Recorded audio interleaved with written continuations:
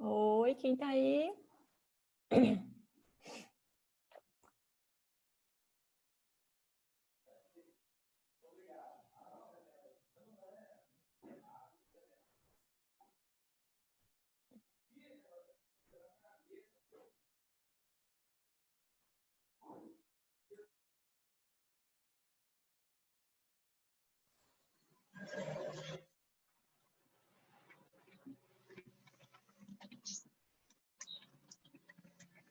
Boa noite, professora. Boa noite. Deixei a aula errada ontem, professora. Pois é, percebi. Você e uma galera, né?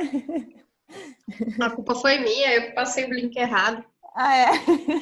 Uhum. E eu falei assim eu falei hoje, eu falei assim, cara, eu me senti tão burra ontem, não tava entendendo nada. Quando eu mandei o e-mail, falei, professora, seu material não tava batendo com o meu. Não sei se você chegou de receber. Acho que não, acho que você mandou. Eu não sei, para qual e-mail que você enviou? Para o Gmail? Ah, eu não lembro. Deixa eu Não. só ver aqui o e-mail dos professores aqui, que aí eu já vou saber. Tomara que você mandou para mim. Se você mandou para outra. Não é? Ontem foi o dia. Foi no Hotmail, professora. Dani C.S. Lima? Isso. Nossa, eu acho que eu ando com problema com esse e-mail, mas tudo bem. Deixa eu ver. É? Eu não recebi. Não recebi. Certo? Sério. Não recebi mesmo. Menos um bafão, então. Uhum. Mas eu tô ficando preocupada, porque esses dias eu precisei... Nem no spam? A senhora Então, olhou aí? eu vou procurar depois no computador, porque semana retrasada... Ai, meu Deus. Eu também tinha um contrato para fechar com um lugar de fora e eles tinham me dito, eu já encaminhei. Eu falei, eu não recebi. Aí na última vez eu recebi. Eu falei, não sei o que está acontecendo. Eu acho que eu tenho que dar uma esvaziada, tá com só umas 7.000 e-mails. Nossa, tem Hotmail, então, desde a época do MSN, do Orkut, então. Uhum, bem antigão, super. Eu Olha, nem sei mais a senha do meu Hotmail. é... Uhum. Quantos? Nós estamos em 3, né? Vamos esperar mais um minuto, daí eu já inicio, tá? Por causa do tempo. E... Bom, Andressa, você conseguiu ter acesso ao material? Leu? Li, professora. Consegui ter acesso ao material. Ok, então. Belezinha. Vamos... Deixa eu já compartilhar a tela. Porque... Aí. Gente, só... Bom, conforme então as pessoas vão se conectando, aí eu vou indo, tá? O que eu quero... Me ajuda, Andressa, porque hoje de manhã o meu áudio... o pessoal não estava ouvindo, eu tive que sair e entrar de novo. Eu não sei o que foi, mas assim, eu só fiz isso e voltaram a ouvir. Então, fica atenta para mim, me fala, pelo menos no chat, ou me fala assim, se acontecer isso, tá? Se não tiver... Às vezes meu microfone, ele dá uma pitada aqui, mas eu te aviso. Tá, então beleza. Quem tá mais conosco, né? Deixa eu ver. Bom, então já vamos iniciar aqui. Deixa eu passar. Então, eu dou uma resumida na aula anterior, né, em que a gente viu a importância da reflexão, então, na compreensão do estudo da história da psicologia, né, e o quanto é importante a gente se apropriar, então, desse estudo da história, né, para a gente entender o rumo, então, que essa história está tomando, né, os possíveis rumos, porque a gente nunca tem um olhar determinante sobre tudo isso. Ainda em relação à aula anterior, né, a importância de se aprender os conhecimentos psicológicos, sejam no campo das ideias psicológicas, seja a psicologia no campo científico, seja a própria formação do psicólogo, pela e através da história dos homens que os construíram, né? Na aula anterior, o texto ele elenca para nós 3 pontos importantes, né, que ele vai discutindo. Então, oi, Paulo, de maneira geral seria, né, o objetivo de compreender as ações, as atitudes e os comportamentos e tantos outros aspectos subjetivos e humanos, né, que se revelam dinamicamente na relação dos homens entre si com o mundo em que vivem. A influência da filosofia, né, na história da psicologia. Esta promoveu, então, a primeira forma do desenvolvimento do pensamento racional, quando das primeiras indagações do homem sobre o mundo, enfim, e também sobre si mesmo, né? Surgimento do pensamento racional e consciência humana, né? Homem ganha perspectiva histórico-cultural. Bom, então, ele tem a proposta, então, de contribuir com as reflexões, né, acerca da ciência da psicologia. Uma se relaciona com a necessidade de compreensão e transformação das ideias em relação à psicologia científica. E a outra relaciona-se com a possibilidade de apreensão de um senso crítico, quando da análise do processo de transformação do homem de ser passivo a ativo criador. Portanto, em ser autônomo, cuja capacidade é essencial é o discernimento por si próprio. Então, é a questão da construção da subjetividade, né, e se apropriar, enfim, de uma série de conhecimentos. Ele vai falar da importância da reflexão, o quanto isso também contribui para que a gente saia dessa posição passiva e vá para uma ativa, né? Então, a gente viu um pouquinho isso na introdução da nossa aula anterior. Bom, e aí ele vai apresentar para a gente, então, 2 concepções históricas, né? Então, existem concepções de história que se antagonizam quanto ao papel do homem no seu processo de desenvolvimento. Com isso, apresentaremos a seguir 2 concepções. Então, a primeira é considerada internalista e pressupõe que as ideias científicas são produtos de outras ideias e, nesse sentido, não considera os fatores externos, tais como as condições sociais, econômicas e técnicas, revelando somente fatores ideológicos, supondo que dessa forma que a origem de um pensamento científico está no interior de um sistema de ideias de uma época, né? Então aqui ele vai dizer mais ou menos as características dessa concepção. Então ela é contada ela é vista e contada de maneira cronológica e linear, né? Então a gente tem esse ser datado e início, meio e fim, seja de concepção de vida, de homem, né? Então, ele nasce, cresce, enfim, tem aquelas coisinhas, né? Nasce, cresce, reproduz e morre, né? Ou, enfim, a gente cria daí tem um nome isso, né? Pra gente dar conta dessa linearidade, né? Que era mais ou menos como nós éramos vistos também, né? Não é, ou ele fala muito também do que eu estava lendo sobre uma concepção acerca da história, dessa perspectiva linear, que seria muito esse espiral, mas sempre nessa repetição, nesse looping, né? Quem assistiu aquele seriado do Dark é bem fundamentado nessas concepções gregas, né?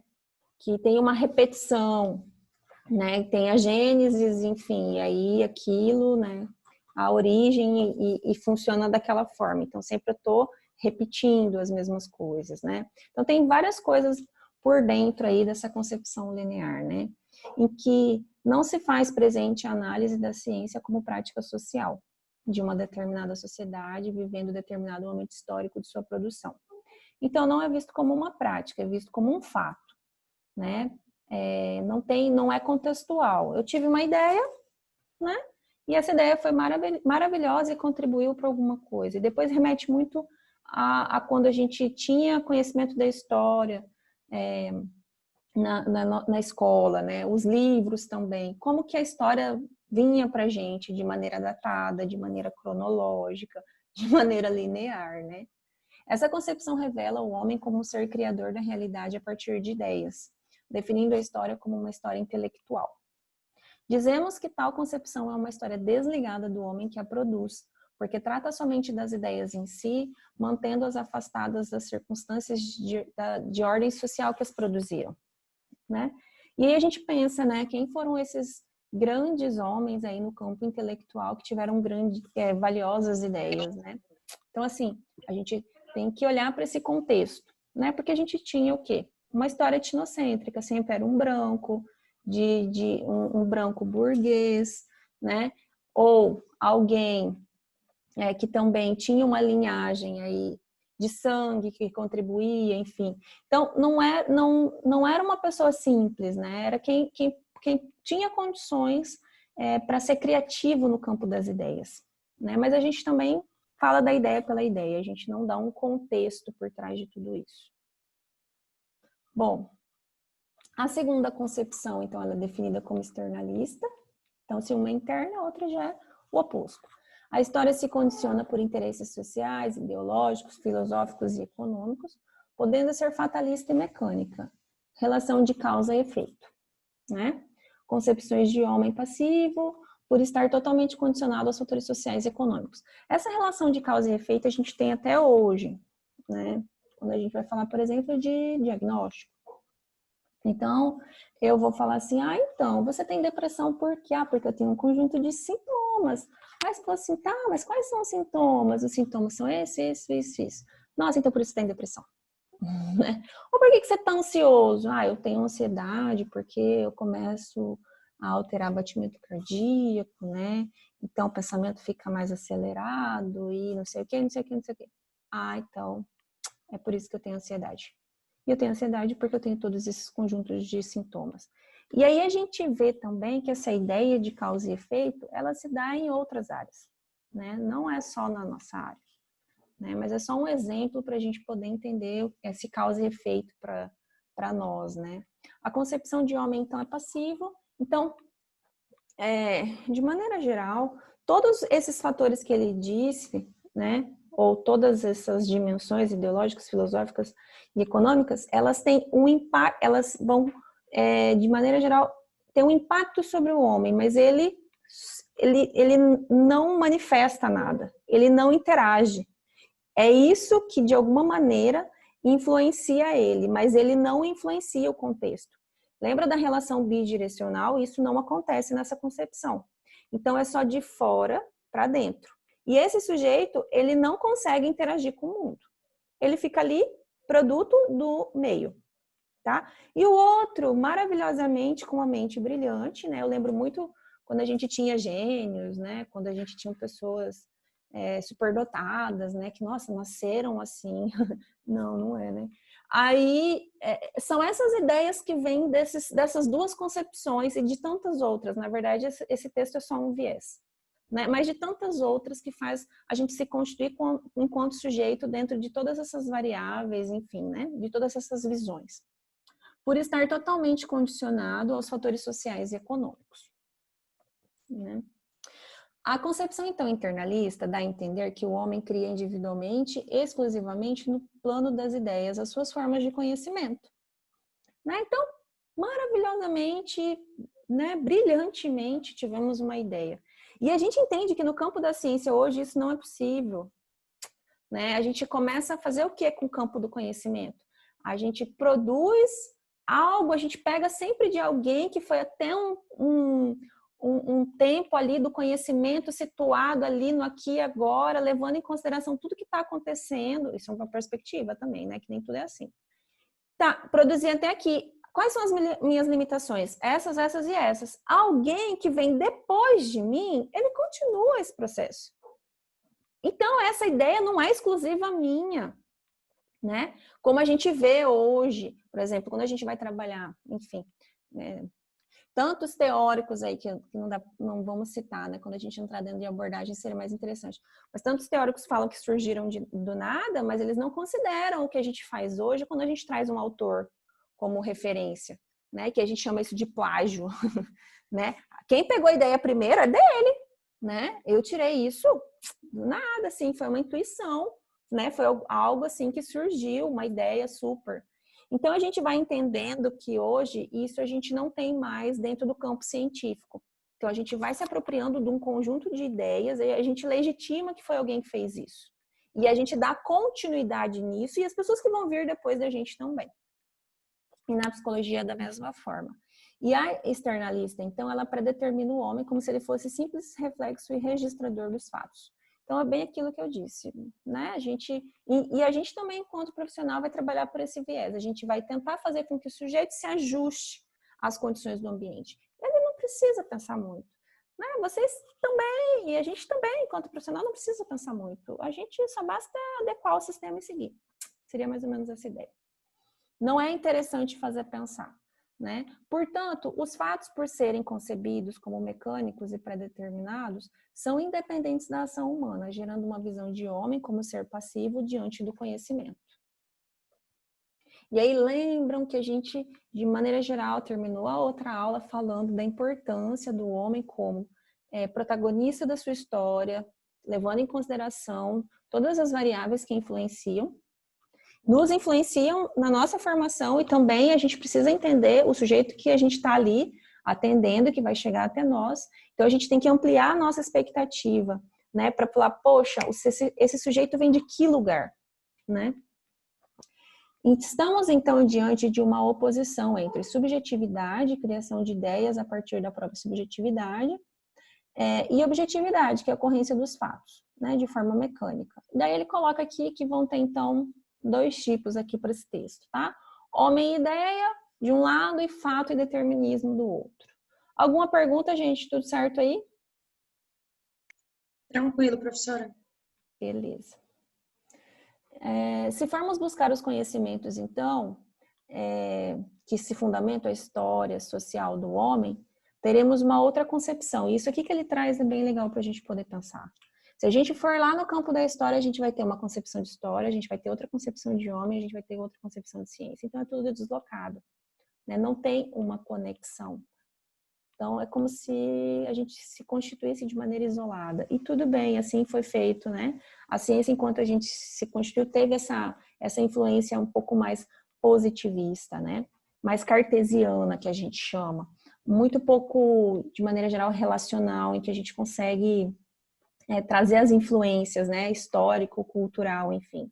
Isso aí é depois de um tempo, né, que a gente viu de várias concepções ou epistemologias. Se o passado pode nos explicar o presente, necessitamos conhecer esse passado, não meramente factual, mas inserindo nele o homem que não só cria história, como vivencia a história, né?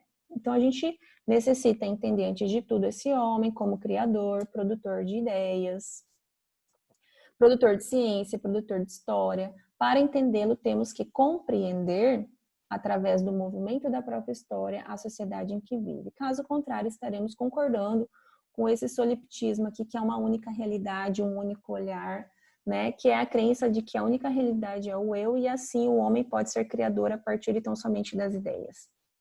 Mas a gente tem isso na história também, etnocêntrica, né? Quando a gente faz um recorte, a gente pega um viés, né? É tão interessante quando adulto hoje a gente vê alguns historiadores ampliando a nossa perspectiva de quando a gente pegava os livros, e aí tem um questionamento no plano do currículo. Por que escolhiam a gente ter esse olhar cronológico e linear sobre as coisas que acontecem à nossa volta, tipo, né? Que o que é história? É o que foi, então, produzido, o que eu tenho de história até aqui, e eu tenho um legado também de levar isso adiante, né? Então, para mim estar aqui hoje, vocês estarem aqui, muitas pessoas também fizeram parte da nossa história enquanto humanidade. Mulheres, homens, enfim. Então, a gente também, de alguma maneira, em alguns aspectos de vida, em alguns interesses nossos, nós vamos dar continuidade com isso, né?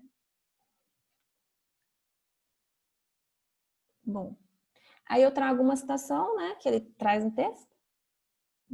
O primeiro pressuposto de toda a história humana é naturalmente a existência de indivíduos humanos e vivos, então o homem se constitui através das relações com seus pares. O primeiro ato histórico desses indivíduos pelo qual se distinguem dos animais não é o fato de pensar, mas o de produzir meios de vida, né? O primeiro fato a constatar é a organização corporal desses indivíduos e, por meio disso, sua relação dada com o resto da natureza. Ele vai falar um pouquinho da diferenciação agora do homem enquanto perspectiva biológica, né? Ou um pouquinho mais evolucionista, enquanto ele vai se humanizando, vai se apropriando aí do social e da cultura. né, através dos instrumentos. Concluímos que a ciência é uma forma de conhecimento que o homem produz e, portanto, a ciência só pode ser entendida como atividade humana, que se desenvolve a partir da atividade prática, né, trabalho. Da mesma maneira que afirmamos que dentre as ideias que o homem desenvolve no seu processo de existência humana, a ciência é uma forma de conhecimento, dizemos que a filosofia também o é. Quando o homem, através do trabalho, deixa de se identificar com a natureza e passa também a diferenciar-se dela, faz um deslocamento da natureza. Isso significa uma mudança qualitativa, que impõe o aparecimento do pensamento racional, já que o homem deixa de ser tão somente biológico. Ou seja, começa a observar, analisar os fatos da natureza, os fenômenos, então, acerca da nossa existência, nascimento e morte, o sangramento e tantos outros aspectos que compõem a vida cotidiana. E aqui um pouquinho do que é mito, então, e depois o surgimento dessa filosofia, né? Então, de maneira geral, dentro desse campo que nós éramos enquanto uma perspectiva mais evolucionista, né, mais voltados para a nossa natureza, né, ou do biológico, então, quando o homem ainda colado à natureza, a explicação do mundo girava em torno do mito, né, a narrativa, a origem do mundo, dos homens, dos deuses e das guerras. Então, as explicações, elas se davam aí como prontas e alguém sempre estava narrando. A gente não tinha um sujeito que era protagonista, criativo, né, estava pronto, e qual que era a nossa função? Transmitir isso para as próximas gerações e com quase nada de questionamento, né? Somente após certas mudanças na sociedade, com um pouco invento da moeda, democracia, que o mítico passou a ser questionado e substituído por uma forma de pensar, que exigia então outros critérios para a confecção de argumentos. Então surge a filosofia e o conhecimento racional e sistemático, né? Bom, então como se desenvolve? Ele coloca o desenvolvimento do pensamento. Surge com atividade prática, né? Pela garantia da sobrevivência dentro do campo do trabalho. E nesse processo ele fala que acontece a diferenciação. Então, através da fabricação e utilização de instrumentos para o trabalho, como através da linguagem, quando da transmissão do conhecimento.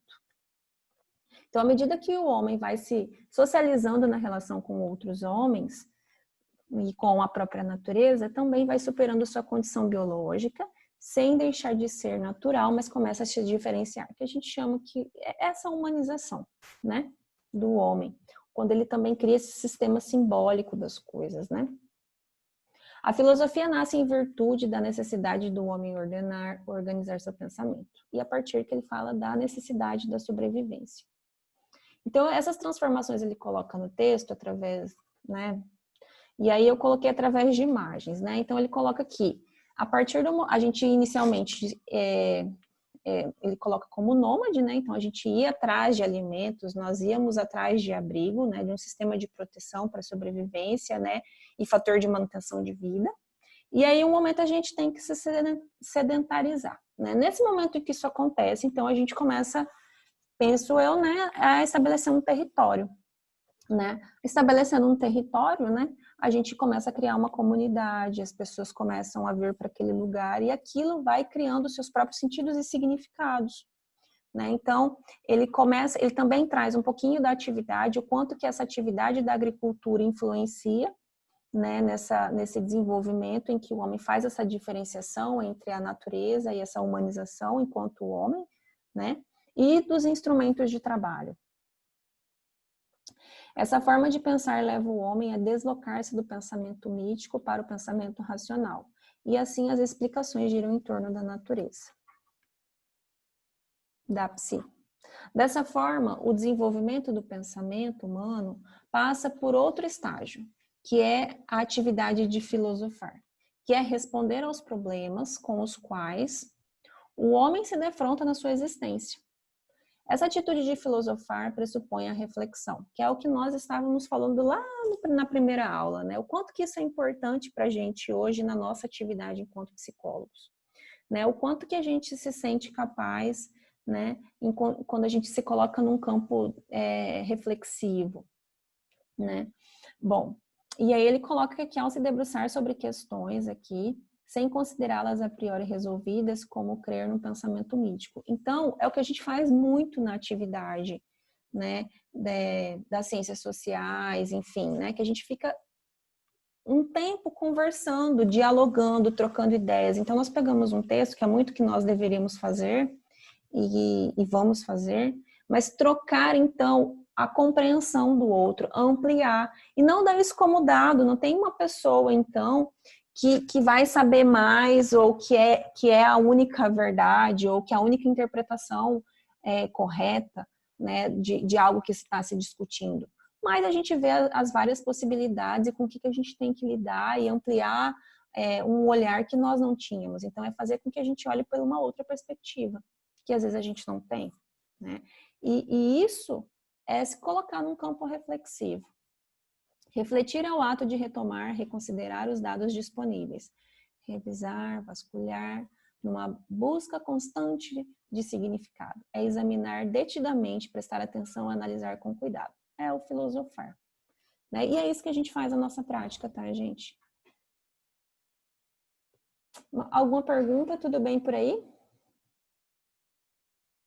Por mim, tá, prof. Tranquilo.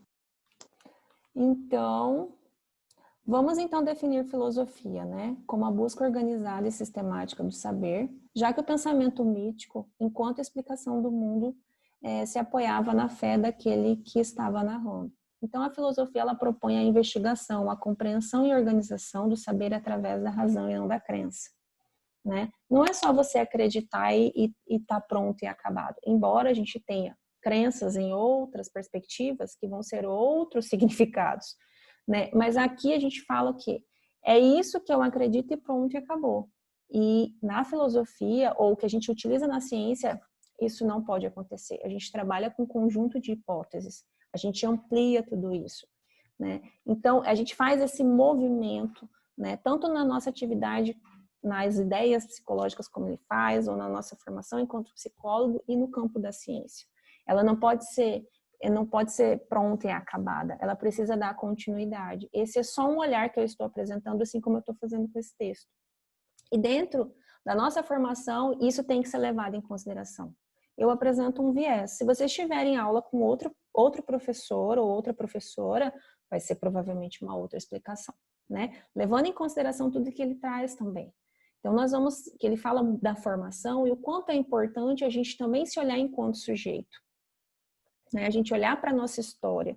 E tudo isso também influencia a maneira como nós passamos o conhecimento, como nós olhamos, essa visão de mundo que nós temos, também vai interferir nessa visão de sujeito, né? Então, a gente sempre tem que estar se revendo na nossa prática. Nós nunca sabemos qual que é a história do sujeito que chega até nós. E nós precisamos respeitar tudo isso, né? Nós devemos levar em consideração. Por isso, podemos dizer que a filosofia, enquanto conhecimento racional e sistemático, nascem também das ideias psicológicas, as indagações sobre o processo individual e subjetivo do homem. Bom, aqui ele vai estar dizendo, né, que a psicologia, então, ela se constitui enquanto ciência, ou discute ser ciência, né, no século XIX, no final do século XIX, em meio ao próprio advento de outras ciências, e em meio ao recuo da filosofia enquanto teoria do conhecimento, né? E aí a gente sabe que tiveram várias influências também, a gente viu isso lá nesse mesmo texto, mas na primeira parte, o quanto que, por exemplo, aqui no Brasil, o período do regime militar fez com que se tirassem dos currículos as disciplinas de filosofia de alguns cursos, e aí como é que a gente propõe algo no campo reflexivo, né? E aí isso também interfere na nossa formação e vai interferir na nossa atividade prática, né? Mas a vida do homem não é um estanque, é um modo de produção capitalista que engendrou todo o nosso escopo científico. E aí ele fala dessa crise global, né, no meados do século XIX, né, uma crise política e econômica, né? Então, essa crise econômica e social, o indivíduo, dentro de uma expressão, que ele fala que é uma expressão humana do capitalismo, também entra em crise, né? Então, se a gente tem um sistema que inicialmente era determinante, e aí eu falo, né, que eu tinha dificuldade, enfim, de saber quem eu era, porque, de maneira geral, isso me influenciava, Ele fala que daí começam os questionamentos desse homem, né, em relação a valores, habilidades, potencialidades, sentido de vida. E se faz necessário uma ciência que se explicasse os aspectos individuais e subjetivos do homem. Então, se a gente considera que todos esses fatores influenciam o homem vai entrar em crise, né? Porque quem sou eu, então, a partir do momento em que eu tenho uma crise econômica e social? Né? O que será de mim? Né? Como é o sistema de competências, minhas habilidades? O que eu posso? Imagina uma crise econômica, o quanto pode influenciar nas questões de competências e de habilidades e própria potencialidade do sujeito, sentido de vida. Essa crise que nós estamos passando agora vai ter reflexo depois, que nós vamos ler muitos artigos sobre isso, né? Que vai cair quase parecido com isso aqui. Bom, então, já está anunciando que eu tenho 10 minutos. A psicologia, então, ela se desliga da filosofia, né, num dado período histórico, e se configura, então, enquanto ciência, né? E, de maneira geral, ela sai do campo do conhecer, mas ela entra no campo do intervir, né, nesse ser humano. E aí que a gente tem que tomar muito cuidado, né? Diante da diversidade do mundo industrial e diante da possibilidade de potencialização da eficiência humana, diante da necessidade de conhecer e controlar suas próprias atividades, desenvolve-se, então, uma forma de pensamento específico acerca do comportamento. Desenvolve métodos para análise, a compreensão do caráter individual do seu ser, bem como da sua subjetividade. Então, a gente começa a mensurar as coisas, né? Em todas essas questões se expressa o conhecimento que existe de um sujeito individual e a esperança de que é possível padronizá-lo segundo uma disciplina, normatizá-lo. Colocá-lo, enfim, a serviço de uma ordem social. Surge desse modo a demanda de uma psicologia aplicada, principalmente no campo da educação e do trabalho, né, que eram as principais áreas que nós começamos a trabalhar. Então, vocês vão ver muito isso, né, a nossa história vinculada a essas instituições de educação e de trabalho. E, de forma geral, a gente contribuía para quê, né? Para ajustar o sujeito a essas condições. Então, o sujeito ele não precisava pensar muito, porque se ele pensasse, ele adoecia. E a gente contribuía para isso. E, dependendo do profissional, contribui até hoje. Né? É assim que, no final do século XIX, estão dadas as condições para a elaboração dos projetos de psicologia como ciência independente para as tentativas de definição, então, do papel do psicólogo como profissional nas áreas da saúde, educação e trabalho. Então, a gente começa a entrar como se fossem as condições, mas também elaborar cartilhas que nós temos hoje, mas isso era um projeto inicial, então não tem nada a ver com o que nós temos hoje. Mas tem um outro nome isso, alguma coisa como referência, tem um nome específico que a gente chama, para que a gente dê as orientações para o psicólogo nas áreas. Então, o nosso fazer, então isso tem toda uma direção para isso. Né? Pelo menos para você, no campo do escrito, saber o que você deveria fazer. Bom, a origem da história da humanidade assinala um nível evolutivo, qualitativo e novo, do que se difere fundamentalmente da precedente evolução biológica dos seres viventes. Né? Então, aqui ele vai colocar que, de maneira geral, então, a gente ganha novas formas de psique, né? Quando a gente começa o quê? A sair ou surgir o que é consciência humana, tá? O nascimento da consciência humana não requisitou de imediato seu conceito. Observa-se que a consciência vai se tornar objeto de estudo somente na era da psicologia científica, mas sim conceitos de fenômenos psíquicos que naquele determinado momento histórico eram importantes, né? Assim é que temos ideias psicológicas, pois o conceito de consciência propriamente dito é novo. E aqui ele vai falando o que de maneira geral essa evolução, porque ele procura um nexo causal ou um eixo que ele vai estar fazendo entre psicologia, filosofia e história. Tá? Então, o nascimento da consciência humana não requisitou de imediato seu conceito. Observa-se que a consciência vai se tornar objeto de estudo somente na era da psicologia científica. Então, no campo, né, histórico. Daí ele vai estar dizendo o quê? Que na antiguidade, ou seja, no período grego aí, a fala em psique, a gente falava de alma, né? Então, era esse o termo que se utilizava. E através, então, do conceito de alma, que são explicadas as atividades subjetivas do homem. Posteriormente aos gregos, seja no período de transição entre a Antiguidade, Idade Média, e depois ele vai... Aí esse conceito de alma é filosoficamente suplantado pelo conceito de consciência. Então ele traz essa evolução para a gente. Mas ela é só reconhecida, então, no campo da psicologia científica, tá? Por fim, pontuando a necessidade de entender as ideias psicológicas que originaram a possibilidade do aparecimento da psicologia como ciência, um dos caminhos que se pode ser percorrido é através do desenvolvimento do conceito de consciência. Esse é um dos. Se a gente pegar outros textos com outras epistemologias, por exemplo, a gente pode ter um outro entendimento. Esse é só um que eu peguei para vocês. Embora este só apareça como tal, né, no pensamento posterior à antiguidade, que já está delineado, então, em primeiro lugar, enquanto forma de apreensão da própria condição humana, quando o homem passa a se deslocar da natureza, então a gente tem esse princípio de consciência depois desse movimento, que ele se desloca da natureza e vai se humanizando, e na noção de alma enquanto explicativa do pensamento, dando lugar à elaboração mais objetivas. Então a gente começa a sistematizar as coisas, as nossas perguntas são com interesses em saber as coisas que ele vai trazendo assim, que é da necessidade, da sobrevivência, né? Quanto à realidade interior, tá? Então, acho que encerramos aqui.